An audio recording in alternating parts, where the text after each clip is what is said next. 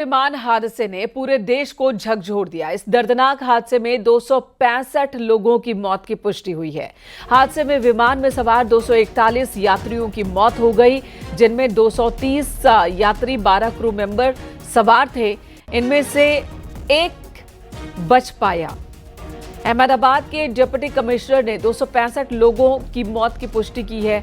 गुरुवार को उड़ान भरने के चंद मिनट बाद ही विमान क्रैश कर गया था और मेघानी नगर में पहले बीजे मेडिकल कॉलेज की मेस बिल्डिंग से टकराया और इसके बाद विमान में आग लग गई। चारों तरफ धुआं और मलबा बिखर गया, चीख पुकार मच गई। अहमदाबाद विमान हादसे में 265 लोगों की मौत हुई है।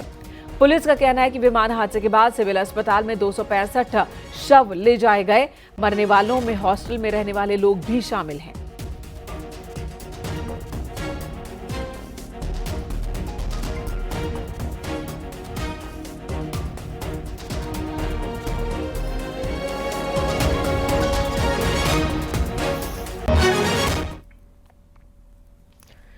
आज पीएम मोदी अहमदाबाद जाएंगे। पीएम मोदी सुबह 8:30 बजे अहमदाबाद पहुंचेंगे। अहमदाबाद में हादसे के बाद के हालातों का जायजा लेंगे।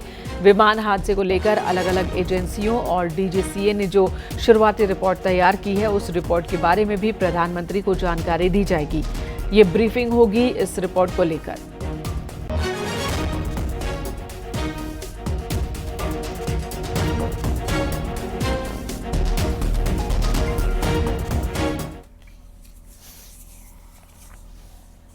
वहीं गृह मंत्री अमित शाह कल ही विमान हादसे के बाद पहुंच गए थे अहमदाबाद। उन्होंने हालात का जायजा लिया, अस्पताल पहुंचकर घायलों से मुलाकात भी की।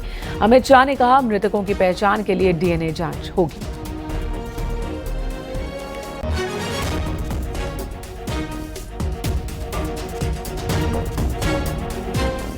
गुजरात में ही लगभग 1000 के आसपास डीएनए टेस्ट करने पड़ेंगे।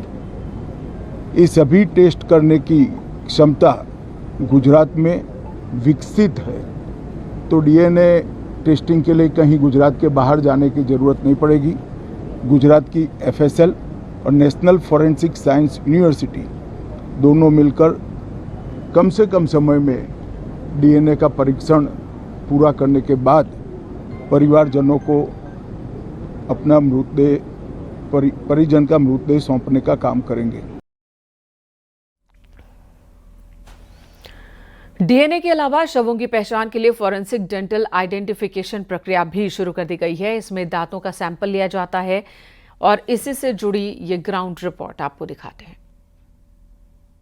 शवों के शिनाख्त की प्रक्रिया कैसे शुरू होगी, हम आपको बताते हैं। देखिए, आप ये तस्वीरों में देख सकते हैं, इन डिब्बों को ले जाया जा रहा है और बाकायदा ये डॉक्टर हैं, फॉरेंसिक लैब लिखा है। देखिए, ये फॉरेंसिक एक्सपर्ट हैं और ये इनकी टीम है। सर, ये आप डिब्बा क्या ले जा रहे हैं और क्या आप अंदर से पार्थिव शरीरों से कलेक्ट करके ला रहे हैं? पहले अपना परिचय दीजिए।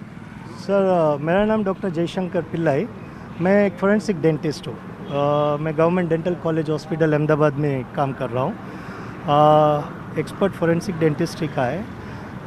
यूजुअली इस तरह सा कंडीशन में इंटरपोल के मुताबिक दांत बहुत इम्पोर्टेंट रोल प्ले करता है आइडेंटिफिकेशन के लिए, बिकॉज हर एक के दांत का अरेंजमेंट अलग अलग सेम नहीं होता है, यूनिकनेस रहता है और ट्रीटमेंट का भी यूनिकनेस रहता है। किसी ने ट्रीटमेंट लिया होगा उसका भी एक यूनिकनेस रहता है। तो आपने अभी जो अंदर गए हैं, आपने क्या कलेक्ट किया है? हमने पूरा डेंटल आइडेंटिफिकेशन के लिए हमने दांत का सेटिंग अरेंजमेंट देखा है। ये इंटरपोल की गाइडलाइंस के मुताबिक हमें इस पे एंटर करना पड़ता है, कितने दांत थे और उस दांत में क्या क्या चीज़ है।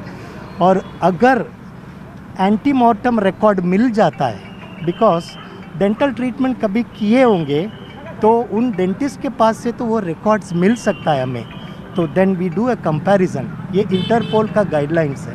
तो आपने अभी तक हम गाइडलाइंस के हिसाब से हम कंपैरिजन करेंगे तो पॉजिटिव आइडेंटिफिकेशन होने का चांसेस रहता है। ये बताइए, अभी तक आपने कोई सैंपल इकट्ठा किया है? हाँ, हम लोगों ने टीथ का सैंपल इकट्ठा किया, वो डीएनए के लिए। वो डीएनए का सैंपल्स है, वो टूथ सैंपल्स डीएनए के लिए वो एफएसएल मेडिकल ऑफिसर्स को हम दे देंगे। तो मेडिकल ऑफिसर जो ऑटोप्सी करता है उनके लिए वो टूथ का सैंपल भी चाहिए होगा डीएनए के लिए। तो वो हम डेंटिस्ट हैं, तो हम उस दांत को निकाल के लास्ट वाला दांत देना पड़ता है, क्योंकि आगे का दांत है ना वो हीट के हिसाब से थोड़ा सा बिगड़ जाता है, तो अंदर से निकालना पड़ता है दांत, तो वो हम डेंटिस्ट अच्छे से निकाल के मेडिकल ऑफिसर आपने